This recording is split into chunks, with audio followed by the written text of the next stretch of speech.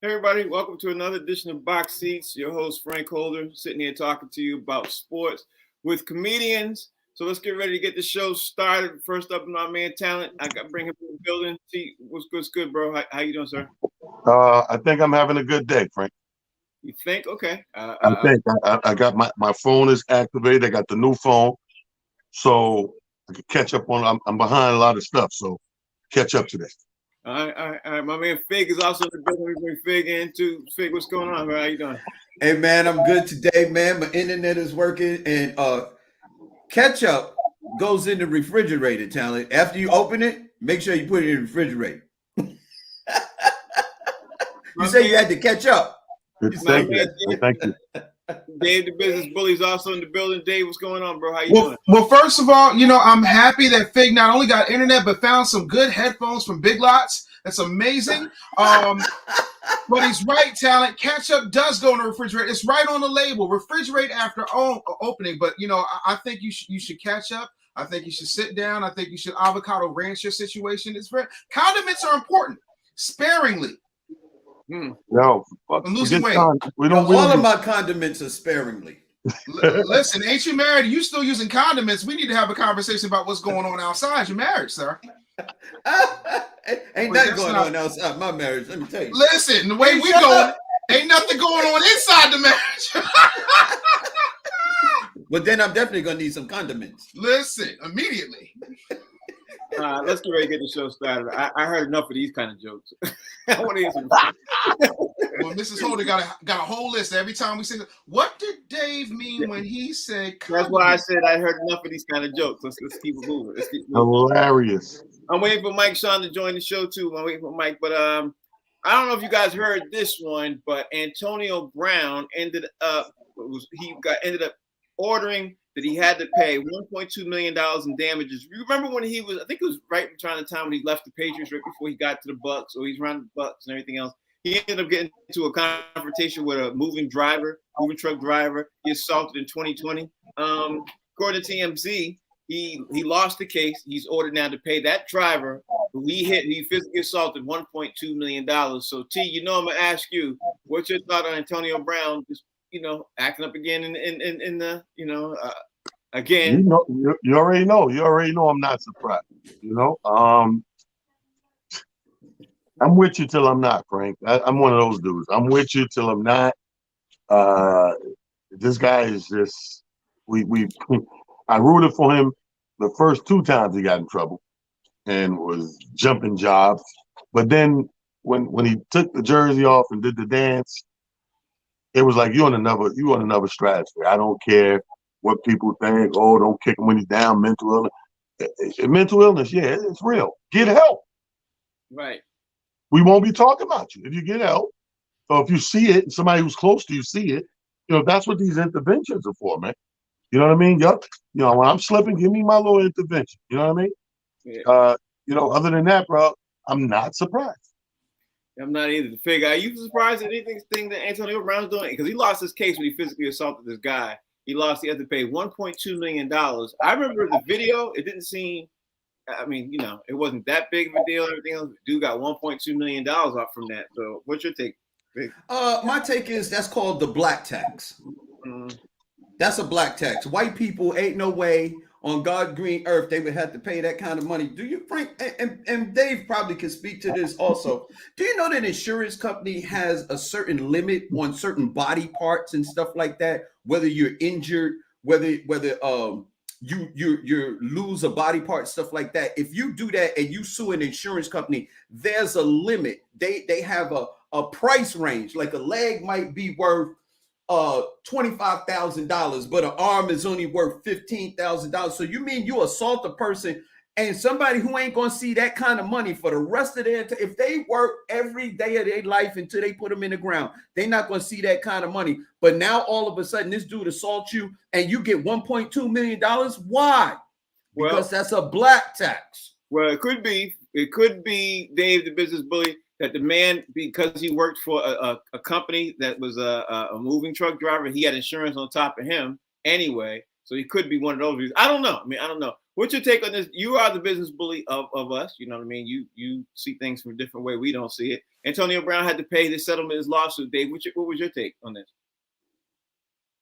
Dave, you're muted. Sorry, I can tell I haven't been here in a minute. Okay, so here's the thing, Frank. First thing, I agree with Fig to a certain extent. I don't think that this is a black tax. I think this is a stupid ass Antonio Brown tax, and let me explain why. So give me just a second of latitude. Antonio Brown never responded. He never came to the hearings. When you don't show up, whether a judge actually says that you're in contempt or not, whether it is a criminal or civil case, it's kind of an affront to the judge, and that usually pisses folks off. That's one. It also sends a bad message to a jury, and I don't know specifically if there was a jury in this situation, but I do know this.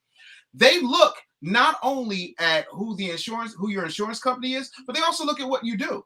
You know, now if it was a single 30-year-old mom out there, yeah, you're lucky to get 5,000 out of it. But because it's Antonio Brown and because of the way that he behaves, it's a stupidity tax. It's an I'm ignoring you tax, which comes off, especially when you're rich, as if you don't care about the situation. And so there's a lot of that going on. And then on top of that, if I am the person who is suing Antonio Brown, I got to tell you, he's got a terrible lawyer, because I would have walked out with no less than $5 million. Yeah, I'm trying to tell you. Yeah. He sets himself up for all these different things. And sad news, I want to breeze through this part really fast because we could do a whole show on this part. And sad news, Brittany Griner is moving into what they call a penal colony.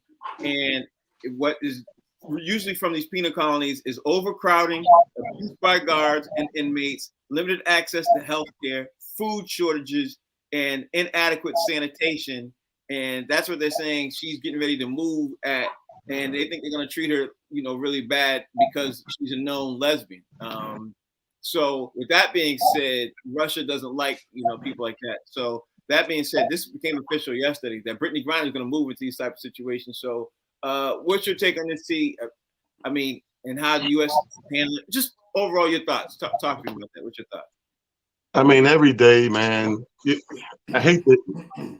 As a human being, every day this bothers you more and more. Let's keep it real. You go through your day. We all got personal lives to live and business situations that kind of keep us busy. So you will cut it off for a few, whether that's minutes or hours or whatever. And then you wake up and it's still another day that she's over there locked up. And now all that comes back. All that comes rushing back. You're upset all over again. It's crazy, man. I don't know. At this point, you just wake up every day, refilling, messed up. And what can we do? Waiting on something to happen, some sort of miracle to happen, because we've seen it. We've seen it. And I think we've seen it too much in the movies and TV that we think is a lot easier than it is in real life to get her free. Yeah. Fig, she's moving to a labor colony.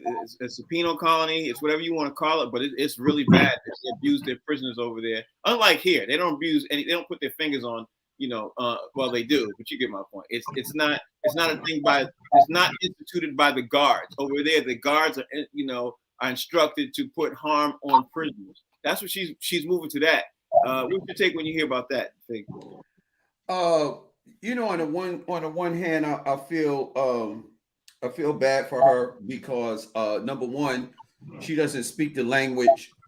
She's in a foreign country and it's very different. Her sexuality probably comes into play. The fact that, she's a large woman and she has a deep voice. They probably, something about that also, man. But the worst part about it on a broader spectrum is that if anything happens to this young lady, or the fact that this is happening, if anything further or worse happens to this young lady, it's going to be another black eye,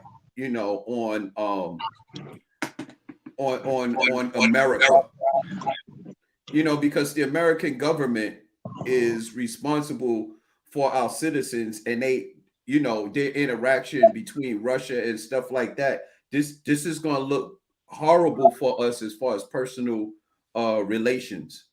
It'll be a terrible thing. It's already bad, but if something happens to this young lady, it's going to be even worse and put a lot of pressure on the United States of America. A lot of pressure. My man, Dave, the business bully, what's your take? Real quick, Frank, I want to tell you the first thing is I'm disappointed. I I'm not surprised, but again, I say it, and this is not me being political. This is me being an American. Where's the president? Like, where are we on this? On top of that, when you have people traveling internationally to hostile countries and working, regardless of whatever the situation is, she shouldn't have had the cartons, whatever the case. I think they should be classified as diplomats. If you classify these players who go over and represent your country, even though they're playing for another country, they're still American citizens. If you classify them as diplomats, you automatically get to take them home, because then you're bringing the UN into the situation. And the other part of that is, I'm sad for all the money that Brittany Griner is missing, because she was supposed to voice Barry White in an upcoming cartoon on Netflix. So it's a sad day all the way around, Frank. Only you would say something like, "You're playing the game. Only you It's so strange." All right, see, in other news, we got to talk about the big news that's right now that jumped off. That the Los Angeles Lakers right now are getting ready to look like they're getting ready to start out to be 0-11. They starting out 0-4 right now. The Lakers lost again last night, man. So they lost to Denver Nuggets. LeBron said that he vows to be more aggressive and everything else. Anthony Davis played through a lower back discomfort, says he should be fine. Russell Westbrook sat out last night. Denver Nuggets, Michael Porter Jr., he was ruled out for the game last night. But the Lakers are now underdogs in the next 7 games and could be 0-11 real fast. What's your take on this whole Lakers situation, bro? How are you looking at this? Man, I seen a meme that cracked me up yesterday. It said, it was a dude had a sign. He said, Russell didn't play, so now who do we blame? They still lost. They're like, who's left to blame? That's how I feel about the Lakers. They've been blaming everybody from preseason to 4 games in OFA. You've been blaming everybody. Oh, it's these guys. Oh, we're not the best shooters. Oh, Westbrook is wilding. He ain't with the team. Let's face it. These guys is not as good as who we thought they were. They got lucky with a COVID season, I think, with the bubble and everything worked in their favor. But when we got back to reality and moving and shaking and city to city in 82 games, they can't keep up and compete with these guys out here. I think LeBron, he's always jumping ship and creating a big 3 or 4. Go ahead and jump on Memphis. Go jump somewhere. Fig, what's your take? The geriatric Lakers is what they should call them, because LeBron said he gonna put in more effort. How? You gonna turn back the hands of time 5 years? Because I don't care. At 38, you're playing with guys who had a prominent life at 20. They're in their 20s. Here's the difference between 20 and 38, which is almost 40. Recovery time. Unless they're gonna spread these games out till they play every 5 days, LeBron can't put in no more. He don't have no more to give. I don't care how much you spend on your body. You can't put in no more time than you already given. This is a young man's game. And LeBron needs to be surrounded by horses to be able to be horses and shooters to be able to be effective in this young man's game. He's just not. Anthony Davis is injury prone. Russell Westbrook is playing out of position. He can't hit the broadside of the barn from the outside. They don't have shooters. Their defense is a little better, but the Lakers are not going to. The Lakers probably not even going to make the play in. And so I heard something this morning. They should probably trade LeBron. They probably should to another team and let him, play his career out somewhere else. Cleveland. We're going to get to the trade thing in a second. Dave, the business bully, what you think about the Lakers? Do you think the Lakers? What's your thoughts on the game last night loss? What's your thoughts? It's par for the course, Frank. I've been for the past year or so. I've been on this show. I have been talking about how hot trash truck juice the Lakers actually are, and there is one person to blame for it, Jeannie Buss. Because I'm sorry, you're an owner and your daddy was a legend and you are effing it up. You are taking a franchise that is so big, everybody knows about it. Like the Lakers are more popular with purple and gold than the Qs are, and they bark. Not to mention, I'm with Fig, but I'm trying to figure out if we've got horses and shooters, are we trying to build a team, or is this a slave rebellion? Because what's happening right now with these old folks is ridiculous. I think we just throw some Mercure Chrome on them, get them some Bengay and some prune juice, and hope for the best, Frank. It's a I heard something this morning that I wanted to ask you guys too. I heard something this morning on First Take, and I wanted to ask you guys this, man. I think I forgot who was this and everything else, but somebody said that the Lakers should trade all three. They should trade all three of those guys: Anthony Davis, LeBron James, and Russell Westbrook. And I was thinking about that. I was like, I was all for trading one of them, but trading all three of them is not a bad idea because you get ready to start from scratch, and you know what I mean. And you throw in the towel, and you might even be able to be one of the teams that could go for that kid. That kid's coming in. You know what I mean? Coming out. One band. Yeah. What's your thoughts on that? T, you think they should trade all three of their stars when you hear that, dude? Well, I think if you wait and you trade all three, you may be able to get the guy straight up. But if you wait and whoever get them, they probably take LeBron, AD, and Russell Westbrook for the new kid. Depending on what team end up with them. But if you get rid of these three now, start from scratch, then you're just in a big high percentage bowl of, a mixed bowl of pot or stew. Like your numbers are everywhere. You don't know. But if you hold them, you hold those cards for a second and do it. Absolutely. But I don't know if I would blow the whole team up right now. It's a lot to be said about that. Like Lakers have never really been built on building from scratch. They haven't done that since the inception of Showtime. So you do that now. They're just not built for that. The reason why I thought it was a good idea is because they don't have any draft capital in the next couple of years. They have none. Right. So in order for them to get some draft capital, they got to trade for something while they have it. That's why I threw it out there. No, it's not a bad idea. I'm not against this saying it's a bad idea. I'm just saying there's a lot more risk to it than you can see, the forest through the trees. There's a lot of risk in there and a lot of if and chance. Those guys, you're right, are worth something. But if you want the guy's just coming in, a young tall boy coming in. If you want the best chance to get him, is to have a straight up trade for him. Because let's say you trade all three of them somebody else. Now they got the leverage to do the same thing. I'm just saying. I don't care. It could be Sacramento. Mm-hmm. Yeah. Oh, yeah. I see what you're saying. The show you're watching is called Box Seats, where we talk about sports with comedians. Thank you all for watching, who are on the side and commenting and everything else. You can tell us what you think. Fig, do you think? Do you think the Lakers should make a trade 1, 2, or all three, and scrap this season? What's your take? Well, here's the thing: the season is already scrapped because they're not going to win anything. Right. The Lakers have slim to no chance of even making the playoffs, the play in, or anything. So all of these guys are high salary, and two of them is about to age out. If Anthony Davis could stay healthy, he won't age out. But Russell Westbrook is probably at the end. We can see he's leaning towards the end of his career. LeBron James, of course, because he's played 20 years. He's 38 years old. He's aging out of his career. And the only person that's possibly salvageable is maybe Anthony Davis. If I could get rid of all three and get some draft picks, it doesn't have to be this key kid. It could be a bunch of draft picks. You're going to get somebody back for them.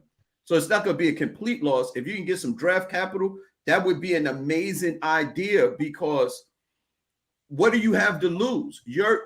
I think, if I'm not mistaken, the Lakers have a first-round draft pick. The first one is in 2027, and then the next one is 2029. Right. You're not going to be able to build anything. You don't have it. You don't have no cap space and no draft capital. That means you're dead in the water. I would blow it up and get rid of them all. That's what I would do too. I think that's the only way you could salvage yourself, because you're right. It's 2029 is the first time they get to see anything. The business bully. What would you do? Because the question was asked on First Take this morning. I thought it was a great question. I heard it in the background while I was doing some stuff. And I was like, you know what? That's not a bad idea to try to get yourself to be competing sooner than 2029, I think. How are you looking at it, business bully? What's your take? So, I mean, you're going to have to give up more than Westbrook. You have to give up all of them. But I can't just sit up there and think that blowing up the team is a good idea. I think we need to put some good, young, strong pieces in order to do that. And since nobody's training anybody, on anything other than how to use the depends the right way. You Right. know what I'm saying? I think the best option is to do what Talent said. Look at that young tall boy, which describes 95% of the prospects of the NBA at this point. And I think if you do that and you go ahead and you put all this alleged dream team experiment on the Sealy Posturepedics or the Craftmatic adjustable beds that their old asses belong on, they might have a shot. But if I'm trying to do something, that's the only way I'm going to move it, unless I tank the entire season. If I tank the entire season, then we can get more balls in. And you ought to know if something's going wrong, you thought because it's a lottery. What's wrong with you? Why are you like this? You want to get more balls? You ain't mad at me. Listen. We don't talk like that on this show, the sir. Lottery, there's a lot. You're right. Pause. There's a lottery, and there you get more chances. Ping pong balls. Yeah, there you go. There you go. You put the ping pong balls in there, and then you can get rid of these geriatrics. But I'm telling you, man, they're missing the money on Hover Round. They're missing the money on those B-Buzz phones. The phones with the big numbers on them that don't have any smartphone technology. Just flip up, put in your pocket. Like they're missing out on a whole lot of this, man. Denture cream, like there's a whole nother. And don't forget Life Alert. That little thing. Listen, because it looks like the Lakers is falling and they can't get up. Boy, I'm glad I'm not a Lakers fan. I'd be really heated if I was. I'd be heated right now. But not that y'all are lying, but I'd be heated hearing all that. Where's Rodney Perry? Of course he ain't gonna be in. When Rodney Perry didn't think they were gonna lose like this, so we ain't gonna see Rodney for a while until the Lakers win a game. You know what I mean? All right. Before I even move on, I'll just throw this out there and say this real fast out there about the Lakers' chances and everything else. I think the Lakers are. They're trying to sell the team. I've been reading on everything else. The Lakers trying to sell the team, and they might not try to sell the team specifically because these guys bring more value to the team, which would be completely idiotic. So, T, in other news, the Brooklyn Nets got last night. Steve Nash got ejected for the first time as a head coach in a loss to the Milwaukee Bucks. Kyrie Irving ended up making the news because he got picked up on a mic. He's screaming, "Shoot it, Ben!" When he passed it to Ben Simmons, if you saw the highlight, you saw the clip. He passed it to Ben Simmons. Ben Simmons could have easily got a dunk. And what did he do again? He passed the ball, which is funny because Dave was on the show today, but we getting ready to talk about Ben Simmons. So that's funny all by itself. T, what's your thought on Ben Simmons turning down another dunk in the mid game? Well, it's hilarious. It's like it's very childish, first of all, but it's very effective in a way. In the most stupid way, it's effective technically, but it's childish, Frank. You can't say how bad he is as a shooter if you don't shoot. If I shoot and I be missing these joints, you can clearly come right on. He's a horrible shooter. He can't shoot. Blah, blah. It's like a cop. We don't know how good his aim is because he never pulled his gun. But the minute he pulled his gun and he missed the target and hit some bystander, he got to sit down. He got to go into investigation. He got to be released. Ben is doing a childish thing like they can't say I can't shoot good if I don't shoot. Right now, his shooting is 100%. 100% what? 100% not, good? He's 100%. He's got the highest rating in the league until he takes a shot. It's yours to mess up. It's all about makes and misses. So what they say, you miss 100% of the shots you never take. So T, can you do me a favor and just show me how you would throw him out the game like you did yesterday? Because that was hilarious.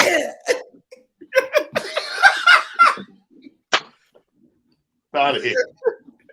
Ben Simmons, you're out of here. Join the other lights. That was hilarious. Yesterday was hilarious. Fig, what's your take on the Brooklyn Nets, man, and this whole situation with Kyrie Irving having to speak up for him and all this stuff? What's your take? Man, I need y'all to bear with me, man. This is a scene at a Mo Better Blues. Spike Lee, Kyrie is playing Spike Lee, and Ben Simmons is playing Bleak. Nah, Bleak, you'll be back. You'll be back, man. He had the basketball in his hand, and Ben Simmons was leaving the stadium. He said, "I won't sell it. I won't sell it, Ben. I won't sell it. You'll be back." It's crazy, yo. Yo, man, we got to look, Ben Simmons ain't played basketball in 2 years. Let's get this kid, like Kyrie said, get the kid a break, man. Get the kid a break. He ain't played basketball in 2 years. He not only is he just coming off a back surgery and having some mental issues. If you give this kid, look, I reserve my right to judge Ben at the All-Star break. Then I want to see what Ben Simmons is. Ben Simmons, and he's not like John Wall, Frank, in the sense that this kid is young and he still has a lot of future ahead of him, and he's still athletic. John Wall was an athletic player, but he's older now. And that's why I give Ben Simmons a little more leeway than I do to John Wall's. Okay. I could say something. I'm going to hold my thought until my man Dave, the business bully, is going to say something. Dave, you say what you're going to say, and then I want to interject just for maybe 10 seconds after that with my John Wall comment. Well, Frank, it's your show, so we're going to do whatever you like. But here's the thing that I would like to point out. July 2021 is when I came on this show. And from July 2021 until today, I have been telling y'all that Ben Simmons is the equivalent of hot trash truck juice. He is a warm bucket of hamster vomit. He's absolutely useless. The only thing that he's ever shot successfully was Kendall Jenner. And none of us has even seen that. So, I keep telling y'all, and I understand Fig has to stick up because he's a light-skinned sympathizer, but you know why I respect the Knicks? 1993, John Starks was shooting the ball. He choked in the playoffs, but he shot the ball. He actually shot the ball like you're supposed to do if you're light-skinned. Ben Simmons, you have a better chance of getting more points if you put El DeBarge on there, because we know for a fact El DeBarge's got 11 kids, so apparently he's good at putting something in holes. So I'm trying to figure out when are you going to stop with this Ben Simmons? Let's just wait and see. Oh no! When I told you he was trash for the Sixers, everybody has something to say. But yet and still, did you see the Sixers perform well? And did you see James Harden? James Harden shooting the ball. He shot 10,000x more than Ben Simmons has shot all season. Okay? So again, can we just say that the Ben Simmons experiment is over, or are we still riding off for light-skinned Herman Munster? Ooh. Wow. Okay, so I wanted to say one thing about John Wall. John Wall is one of those players I think that is going to turn things around. And so far in the season, his average is now down to 14.7 after 4 games, but his points is 19 minutes. And to Ben Simmons, I don't even think it's a fair comparison, only because John Wall is shooting the ball. he's playing basketball. He's getting but Ben Simmons never shot the ball. Like never. His whole career, if we count what Ben Simmons could do, listen, we always talk about the sad thing of when it comes to athletes is we always focus on what they can't do instead of focusing on what they can do. Ben Simmons could be an extremely good player or all-star player again because of what he can do as far as distributing the ball, defense, and rebounds. John Wall can't turn back the hands of time and be somebody else. I'm not knocking what you're saying. I just didn't compare the two. You did. I don't even want to put them in the same lane because honestly, to be honest with you, they go for 2 different, completely type of players. You know what I mean? I don't even think they're comparable. But everything you said is right though. Like you're right because it's 2. You know, one is known more for his defense, and one is known more for his offense. You know what I mean? One's known to actually attack the basket, and another one's known for not even dunking. You don't even know when to dunk, But that's neither here nor there. Let's keep it moving. My man T, the Sixers are now off to one of their worst season starts after 5 games. They are 1-4. So with that being said, if we're going to talk about Ben Simmons in Brooklyn, we got to talk about James Harden being trapped, to the Sixers and everything else. And now, yesterday we were talking about them being 1-3. They lost last night. And now the team chemistry, the team, the team mojo, so to speak, it don't seem like it's off to a good start.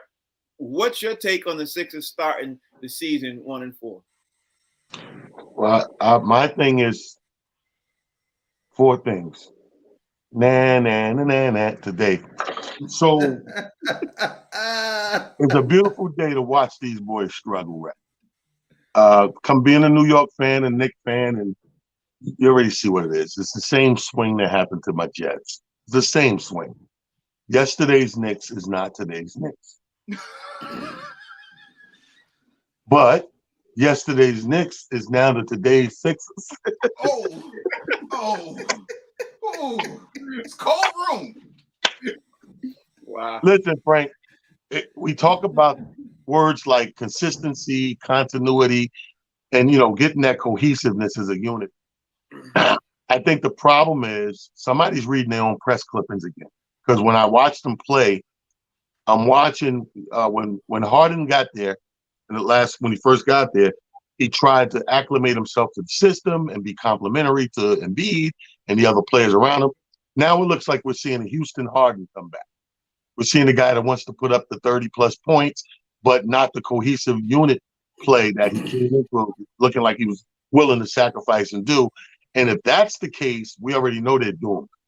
He has to come in there and use all his skills to complement Embiid and the rest of the players. Anything other than that's not going to work. It's not going to work for the Sixers. I want them to be competitive because I don't want my team to get further down the line into the playoffs without having to be tested through other good teams in the East. Right. So, Fig, should the Sixers trade Tobias Harris? Should they do something to try to move some pieces around right now, early on, while they still can, or because the season ain't looking too good? No, man, they trade Tobias Harris for what? Tobias Harris is a decent player. Maxey is a decent player. They need a floor general, and James Harden is not being that. If James Harden would go back to being the James Harden that he was when he was in Brooklyn, the distributor and scoring maybe 14 points a game, that's the James Harden that the Sixers need. This guy here that's going to the Houston James Harden, that's not a good basketball player for the Sixers. Sixers don't need that. You need to get these young guys into the flow of the game. If you jacking up shots, they standing around. That's not the flow of the offense. It's just not good. They look, when you're not touching the ball, pause. When nobody is passing the ball to you on offense, it lowers your defensive output.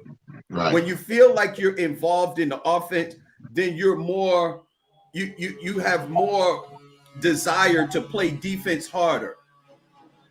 Yeah, I don't need a pause on that. I had to check. Anyway, so the thing is that because these guys are not, Harden is not passing them the ball on a consistent level to get them in the flow of the offensive end of the game, their defense is lacking too. This is why the Sixers are losing. Okay. The team is not they're not on the same page. Dave, you can't be too unhappy because your Eagles are undefeated. Your Phillies are in the World Series. Starts Friday. How about that? How about that? But and the Sixers are the only team right now that think y'all hide a little bit right now with they 1-4. So y'all in Philly, y'all can't be too mad with the Sixers being 1-4, right? No, not at all. We're looking at it. I'm going to give this half a Perry. It's a half of, and I want to tell you why, Frank. It's a little early on. We're talking 5 games in. Okay. The other part of that is James Harden is looking good. I wish Michael Sean was here. He's looking good. No, okay, we're 1-4. That means but what you going to do? I'm not that mad, and I'm going to tell you that once this team gels and gets to where they need to be, it's listen. Do you realize that we're in the World Series and we're about to be if we keep going on this road in the Super Bowl? Listen. My sister-in-law is the city solicitor, so she's a lawyer for the city of Philadelphia. The entire city government is crapping bricks right now because we could just be trying to come up from the aftermath of winning the World Series, just turn around and win the Super Bowl. This city's going to be in ruin, bro. It's going to make that George Floyd protest look like a walk in the park. We don't know if the Sixers are doing a public service for the city by not showing championship caliber because of the amount of property damage that could be done to the birthplace of America, Frank. Did you ever think that maybe the Sixers are sacrificing because they love their country? Did you ever think about that? Hey, Dave, you said they not gelling. The only way the Sixers going to gel is if we put them in the refrigerator. You gotta let that mold settle, man. You gotta let it settle. One of those days.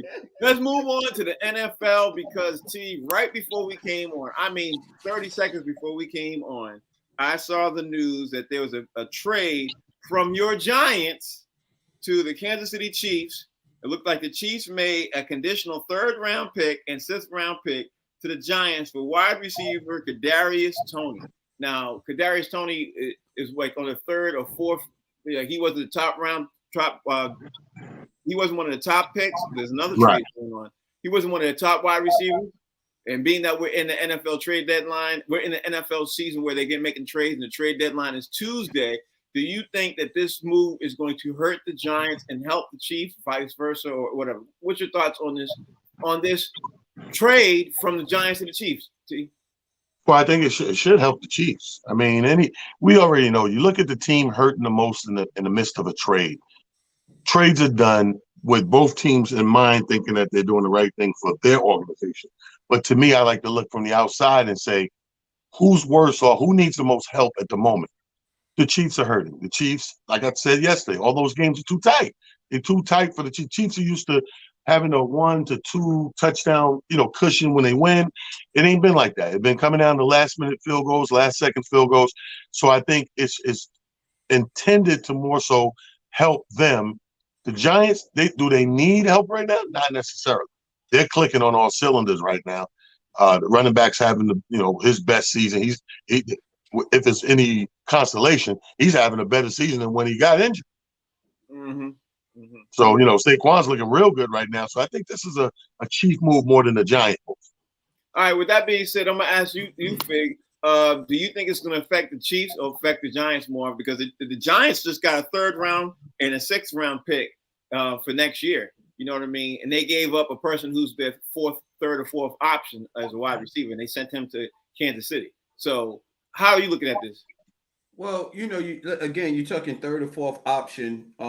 So it's not like somebody that has a major impact on the team. They probably have somebody else they feel that is equal to him that they can plug in for right now, plug and play, in this guy's position, and giving him up for a 3rd and 6th round is really not bad because unlike the NBA, the NFL can really find some gems, that could fit your team in the 3rd and 6th round because there's so many teams and there's so many players that you have to pick in the 3rd and 6th round that you usually can find some decent players that can probably make a major impact on you during the next season, and when you pick in the NFL, you're not picking young guys. You're picking guys who have played probably 3 or 4 years in college. So by the time you get to the NFL draft, these guys are really ready to play NFL football. Right. So let me ask you your take on this, Dave, with one fact to look at like this. You just gave Patrick Mahomes another wide receiver. Another weapon. Yeah, another weapon. You know what I mean? And this guy could literally get to Kansas City and make his career even better because of the receptions he gets from Patrick Mahomes. You know what I mean? Absolutely. Because what neither Fig or Town said, not that I want to down him anyway, is that his QB is Daniel Jones. Now he went Daniel Jones to Patrick Mahomes. Listen, You know what I I mean, here's the thing. I tell people all the time that, a Kia Telluride will get you there, but a Range Rover is sexier. Range Rover got more gadgets. And I'm sorry to say what you want about Patrick Mahomes, but there's very few QBs that do what that dude does. You know what I'm saying? It's like he's got laser-guided missiles. They're called footballs, Frank, and he throws them. And listen, you got a good wideout that understands how to read the defense and then start moving that ball up the yard and running those plays. If he can get in there and run that playbook the right way, it's going to be masterful. I don't really think that this hurts the New York Football Giants. I do think it greatly benefits the Chiefs, and I'm excited about it for real. They're going to make a lot of money. Which Frank, one a haircut right now while we on the air? I just want to know. Yeah, who's in the barbershop? Who's in the barbershop? Not me. Oh, y'all can hear that? That's in my basement. Yes, we can. I didn't even know you could hear that. Well, let me just say this. Why are you torturing people in the basement, Fig? I'm only torturing the old stuff because I'm getting rid of it and getting some new stuff. No, Frank, what I was going to say is that the thing is I understand what you're saying. It really helps the Chiefs because they got a receiver because they're really like a strong passing offense. The Giants, on the other hand, is not a strong passing offense. We're a running offense. So, losing another receiver with the Giants it really doesn't impact that team because of the way the offensive play. No, I'm not doubting that. All I'm saying is you gave another weapon to Patrick Mahomes, who probably wasn't getting the ball as much as he could because his quarterback was Daniel Jones, and now you gave him to Patrick Mahomes. He might turn out to be a phenomenal wide receiver. We don't know because he wasn't getting the ball like he's about to get with Patrick Mahomes. That's my point. That's true. Yeah, I get it. That makes sense. He might be the dude who we sit there and say, wow, where'd this dude come from? And how the hell did he land on the Chiefs? You know what I mean? Like you just don't know. You know, the Giants, they're the Giants last. Greg, I'm gonna have to put you on mute. Okay, thank you.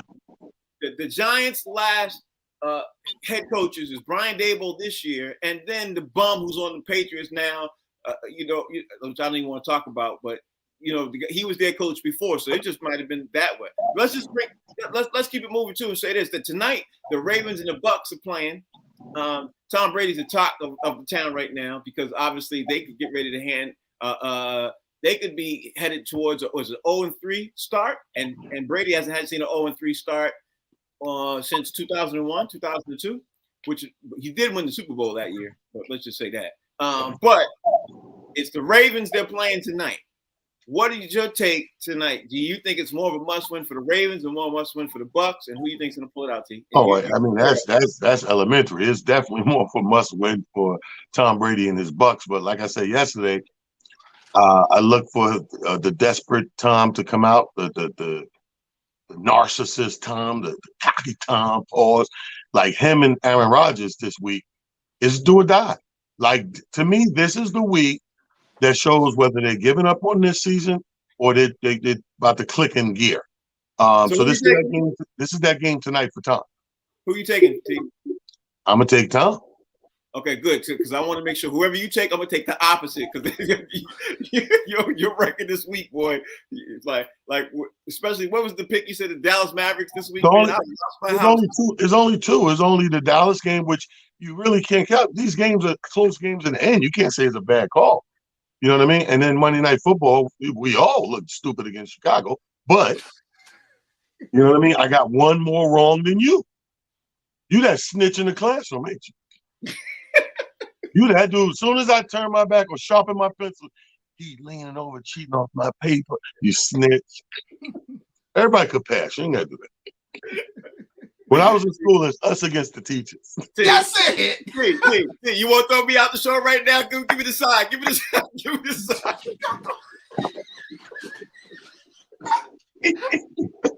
I'm dying. He's throwing me out the show. All right, Vic, let me ask you this, man. The Ravens are playing the Bucks tonight, man. Talk to me, man. Who you got tonight? Who's a must-win for? More for the Ravens, more for the Bucks? Well, Tom Brady, look, every time Tom Brady plays on a team now, they're expected to win the Super Bowl. They have a lot of injuries, and they're not as scary as they used to be. So I'm going with the Bucks.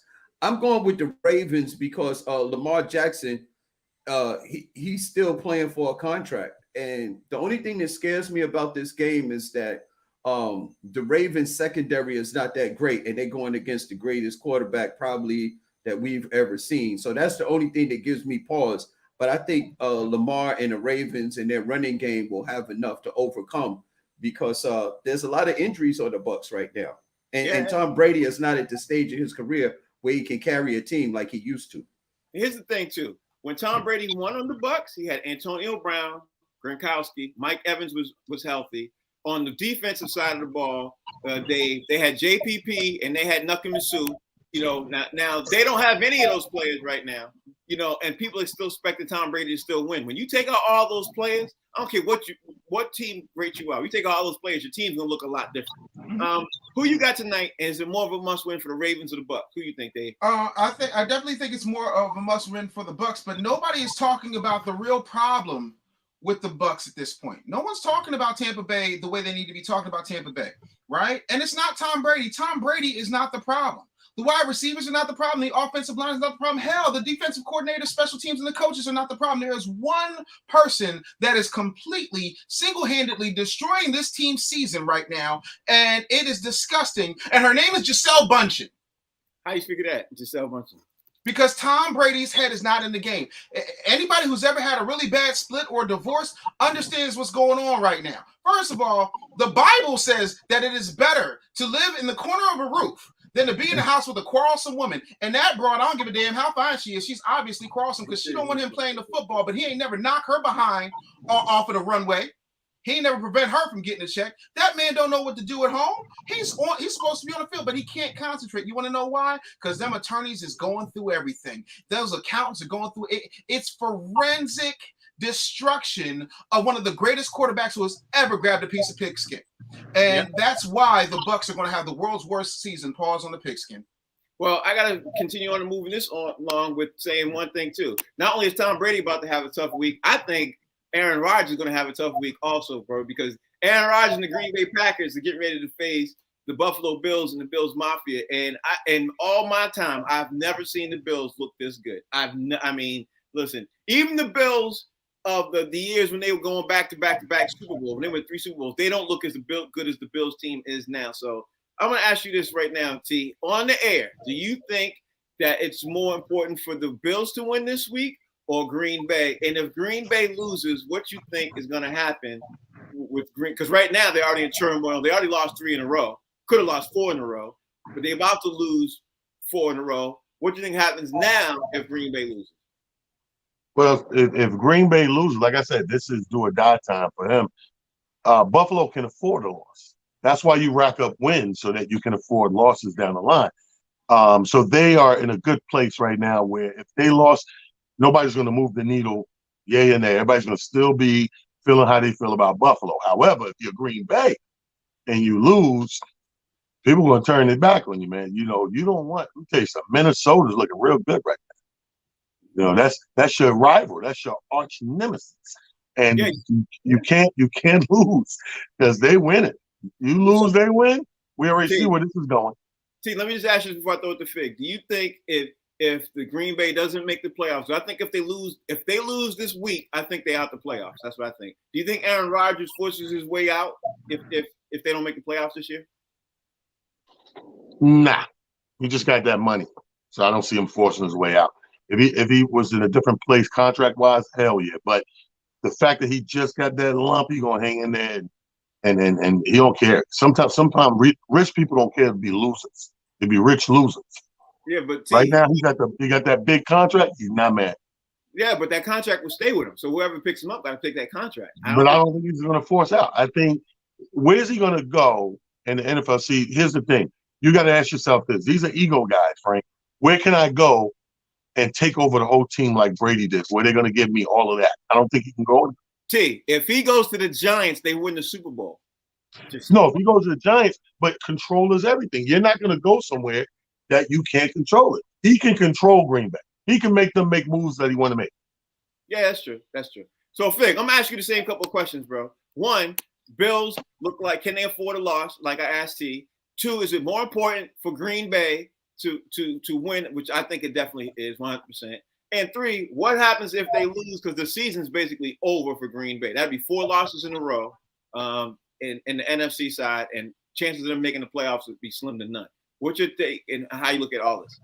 You know, I think you just hit the nail on the head, Frank. The fact that if Green Bay loses, their season is over. That means they have to win. If the Bills lose, which I doubt highly, if they lose, they still got a lot of season left ahead of them because they stacked up a lot of wins during the early part of the season. Right. The Green Bay season is over. If they lose, it's a wrap. They not coming back from that. And the Bills have a. Does Aaron Rodgers force his way out? You think? I thought about that because Aaron Rodgers is such a great quarterback. I think the reason that Green Bay is losing is that they don't have the weapons that he needs. It's not like Aaron Rodgers is still not doing the same thing that he did last year, putting the ball right in the hands of the receivers, and they're dropping it. Right. You know what I mean? He's literally putting the ball where it needs to be, in a receiver's hand, and these guys are dropping the ball. And I don't think this is Aaron. I mean, as much as people don't like Aaron Rodgers and this is their chance to really like jump on him, like pile on. I think this is Green Bay's front office that's doing this, man. That's making it bad because they didn't give him weapons that he needs to be able to do the things that he needs to do. before I push back, before I throw it to Dave, I want to say one thing to you, Fig. If Aaron Rodgers goes to New Orleans, if he goes to the Giants, if he goes to, I'm just thinking of the teams right now. Hell, if he goes to Tennessee Titans, just think of all the teams that are missing a phenomenal QB that already has great running back. They got great wide receivers. They just need a great QB, like Tom Brady all over again. If he does that move, and he can do that move, you don't see him doing it? Because of the reason that you said is that if he moves, he doesn't lose his contract. I think he could go to a team that needs a a team that is just shy of a quarterback, and I think he brings them automatic wins, like the close games. I'm asking you, do you think he forces his way out? Do you think he might? Because it looked like he was on his way out before. Right. You know what I mean? It really did. Like there was a bunch of us that think Aaron Rodgers was coming back. So yeah, I believe that in a minute. He's just that kind of personality that it's really like all about him. And I think that he feels like, if I get out of here and I get to a better situation, then I improve my chances on winning. And because Green Bay they're not putting the pieces around him that he needs to be able to do what he needs to do. So yeah. And that's what he's saying. He's complaining about his receivers. Like, we don't need to be playing these guys. Let's play some other guys and sit these guys down, because he'd be arrogant as possible. He's as arrogant as everything that people say about Aaron Rodgers is 100% true. But the fact is, he still has the talent to do what it is that he needs to do, and he just doesn't have the weapons to help him out. Dave, imagine Aaron Rodgers going down in a dome to New Orleans Saints playing with Michael Thomas. To me, it's a realistic possibility. And then you got that, I forgot the name of the white boy who also plays in the Saints, who also plays running back, quarterback, everything else. You put him on that team, I'm getting a little ahead of myself. Bills are playing Green Bay this week. Do you think the Bills have more of a must win? Green Bay got more of a must win, which obviously they do. And do you think if Green Bay loses, do you think Aaron Rodgers demands his way out? And if he does, where you see him landing? Let me add that caveat. Where you see him landing at? You ever see these comic book movies where the guy first comes up with the disease and then says, "Here's the cure." I am so upset that Michael Sean is not here, so I have to do this in honor of him. First of all, he took all the damn money. He took it all, Frank. Are we crazy? Are we bugging here? He took all the money. There's no money for wide receivers. There's no money for an offensive. He took all the money, Frank. So it's like you created this situation where, yes, you are an amazing quarterback. Can't take it away from you, but you forgot the most important thing. It's like that movie Weird Science where they tried to make another doll into a grown-ass woman and they forgot to lay down the doll. So the house went crazy and lightning started exploding every damn thing else. That's the problem with Aaron Rodgers. He was so short-sighted and so money hungry that he forgot he needs somebody to throw the ball to. So now he's going to go to another team with that bag and kill it. If he goes to Tennessee, cool. But if he goes to the Saints, chef's kiss, bro. Chef's kiss. And you know what? I even have a better team than the Saints. If he goes to the Colts, they got Jonathan Taylor that just benched Matt Ryan. That got 3 straight studs wide receivers. The contract's not that off. Imagine Aaron Rodgers demanding his way out to the Colts. All this is possible. Again, my Pelican brief. These guys think I'm crazy, but at the end of the year, we'll see. Let's sit back and see and watch this, because nothing will surprise me with Aaron Rodgers. I know you know what I'm saying, T, because this dude is so unpredictable. He's throwing people under the bus. He has no team loyalty. He's off to the races. All right, so T, speaking of crazy QBs, let's talk about Russell Wilson. Russell Wilson came. Russell Wilson. That's a messed up segue. Go ahead. Yeah, Russell Wilson gets asked a couple of questions. About, I was doing exercises. When we were flying to London, I was doing exercises down the aisle. All the rest of my guys were sleeping. You know what I mean? They were sleeping. When I was doing leg ups and everything else, and then a couple of people now coming out, they're destroying Russell Wilson. They're torching him. But right now, Denver Broncos are looking horrible. But Russell Wilson's in the news right now. There's a lot I can say about this. But first, you tell me what your thoughts are on Russell Wilson facing the Jaguars this week. They're flying to London. Pete Carroll looking like he is a master tactician because he got rid of Russell Wilson right before all this. Geno Smith's playing amazing ball in his place in Seattle. A lot to talk about here, bro. What's your take? I mean, you know what makes it look bad is that we all watched the season last season, and we know for a fact Denver was ready. They had a real solid team. Defense was great. We already knew what somebody was going to step into. What makes it look real bad is that even though it was this good, this bona fide player got this super mega contract, fell into this supposedly already put together good situation, and just start getting beat and losing. Yeah. So it makes him look, to me, you look 10 times worse than I might have thought you was in the first place. You know what I mean? So I think I'm with like he blamed Giselle. I blame Sierra. You blame Sierra. All right, Fig, you blame Sierra Sierra too? got that good. Fig, you blame Sierra? Blasphemy! Blasphemy! You blame Sierra. We can't blame. I don't care what she does. We can't blame her. Why not? No, I don't know. Listen. I you know what? I think I hate to say this, man, but truth of the matter is coaching matters. Even though you have great players, coaching really matters. Like Say it loud, Fig. Say it loud. No, seriously. A coach cannot take nothing and turn it into something. But if you have something to work with, coaching actually matters. Case in point, we had Michael Jordan and Scottie Pippen on Chicago Bulls. They get to the playoffs. They don't get over the hump. Phil Jackson comes in, automatic championship. Another one, you got Shaq and Kobe on the Lakers. They don't get to the championship. You bring Phil in, automatic championship. Coaching matters. Even though you have talent, you got to know what to do with that talent. I think Russell Wilson still has a lot left in the tank. I think the coaching matters to be able to get them over the hump. Coaching matters sometimes. Say it again, Fig. Talent. I didn't hear you. What'd you say? Coaching matters sometimes. Uh-huh. I like how Frank came all the way to the camera and fell back to the couch. He said, "What?" Mm-hmm.